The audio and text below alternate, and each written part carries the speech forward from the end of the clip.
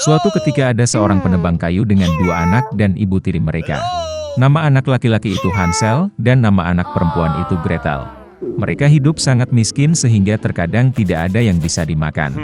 Dan kemudian pada suatu malam dia berbaring di tempat tidur, memikirkan bagaimana memberi makan anak-anak lebih jauh. Istrinya menasihatinya untuk memiliki anak di hutan, menyalakan api, memberikan sepotong roti masing-masing dan meninggalkan mereka di sana, tidak semuanya mati kelaparan. Tapi si penebang kayu tidak setuju. Dan sampai saat itu, istrinya membujuknya bahwa dia akhirnya setuju. Dan anak-anak, karena kelaparan, juga tidak bisa tidur dan mendengar semua yang dikatakan ibu tiri mereka kepada ayah mereka. Dan saat orang tuanya tertidur, Hansel diam-diam bergegas keluar rumah. Bulan bersinar terang, dan batu putih berkilauan seperti koin. Hansel mengantongi sebanyak mungkin yang dia bisa. Kemudian dia kembali ke rumah dan anak-anak pergi tidur. Di pagi hari, ibu tiri mendatangi anak-anak itu, memberi mereka masing-masing sepotong roti, dan mereka semua pergi ke hutan bersama. Dalam perjalanan, Hansel melempar batu putih satu persatu. Ketika mereka sampai di tempat terbuka, ayah saya mulai menyalakan api. Dia memerintahkan anak-anak untuk duduk di dekat api dan memastikan bahwa api tidak padam, sementara mereka dan ibu tiri mereka akan mencari lebih banyak kayu bakar. Mereka duduk, lelah, dan tertidur. Ketika anak-anak bangun, itu adalah malam yang gelap di sekelilingnya. Dan ketika sebulan penuh telah terbit di langit, Hansel memegang tangan adiknya dan pergi, mencari jalan melalui kerikil, yang berkilauan seperti koin baru, dan menunjukkan jalannya. Mereka berjalan sepanjang malam, dan saat fajar mereka datang ke rumah ayah mereka.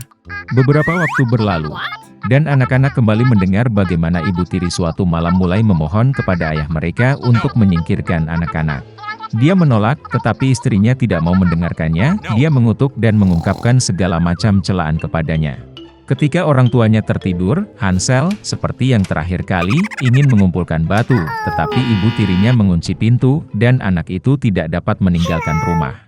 Pagi-pagi sekali, anak-anak diberi sepotong roti masing-masing, bahkan lebih sedikit dari waktu sebelumnya. Dalam perjalanan ke hutan, Hansel mencabik-cabik bidak di sakunya dan melemparkan remah-remah itu ke tanah. Ibu tiri membawa mereka lebih jauh ke dalam hutan. Sekali lagi api besar dinyalakan, dan sang ayah memerintahkan anak-anak untuk mengawasi api sementara mereka dan ibu tiri mereka membelah kayu lagi. Saat jam makan siang tiba, Gretel membagikan sepotong rotinya dengan Hansel. Dan mereka tertidur. Kami terbangun saat malam yang gelap tiba. Dan kemudian 1 bulan tiba, dan mereka berkumpul dalam perjalanan, tetapi mereka tidak dapat menemukan satu pun remah-remah, karena ribuan burung beterbangan di hutan telah lama memakan remah-remah itu. Jadi anak-anak berjalan sangat lama, tetapi mereka tidak bisa keluar dari hutan. Tiba-tiba, jalan membawa mereka ke gubuk. Saat mendekat, anak-anak melihat bahwa rumah itu semuanya terbuat dari roti dan biskuit, dan jendelanya terbuat dari gula murni. Hansel mengulurkan tangan dan mematahkan bagian atap, sementara Gretel pergi ke jendela dan mulai menggerogoti jendela. Dan kemudian pintu di gubuk terbuka lebar, dan wanita tua itu keluar, bersandar pada kruk. Hansel dan Gretel sangat ketakutan sampai-sampai mereka melepaskan informasi dari tangan mereka. Dan wanita tua itu baik hati dan mengundang mereka ke gubuknya. Sudah ada banyak makanan di atas meja, susu, kue, apel, dan kacang-kacangan. Setelah makan malam, wanita tua itu membuatkan 2 tempat tidur bersih untuk anak-anaknya, dan Hansel serta adiknya mengira mereka ada di surga. Tetapi wanita tua itu hanya berpura-pura menjadi penyayang, tetapi sebenarnya dia adalah seorang penyihir jahat yang membangun pondok rotinya untuk tujuan ini untuk memikat anak-anak. Pagi-pagi sekali, saat anak-anak sedang tidur, dia mengambil Hansel dan memasukkannya ke dalam sangkar kecil. Dan dia memerintahkan saudara perempuannya untuk melakukan semua yang diminta penyihir jahat itu.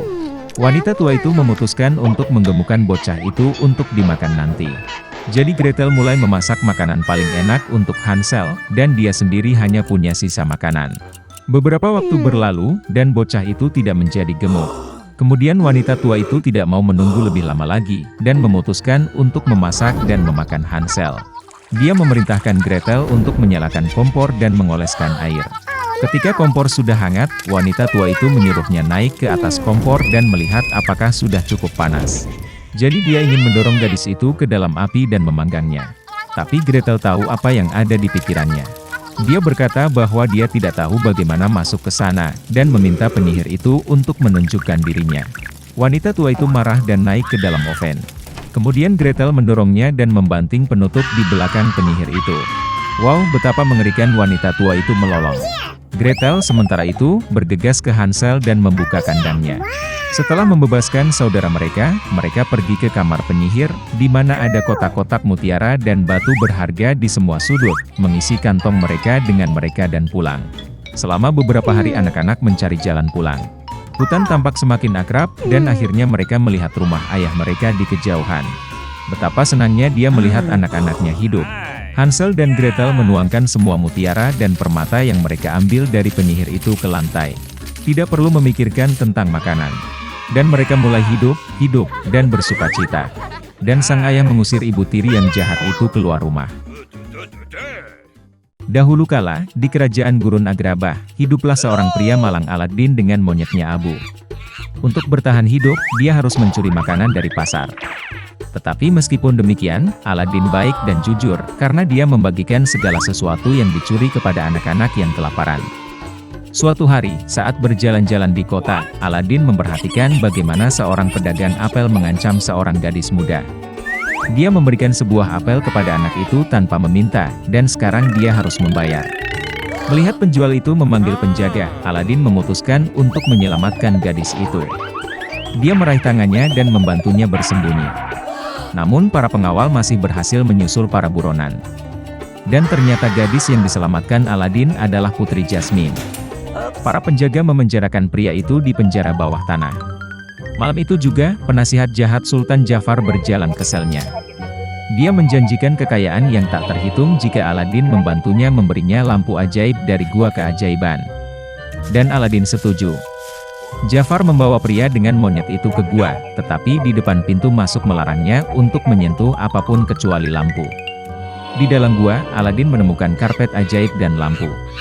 Tapi Abu tidak tahan dengan larangan itu dan menyentuh salah satu batu rudi. Gua itu mulai runtuh. Kemudian karpet ajaib menangkap mereka, dan terbang menuju reruntuhan kastil yang hancur.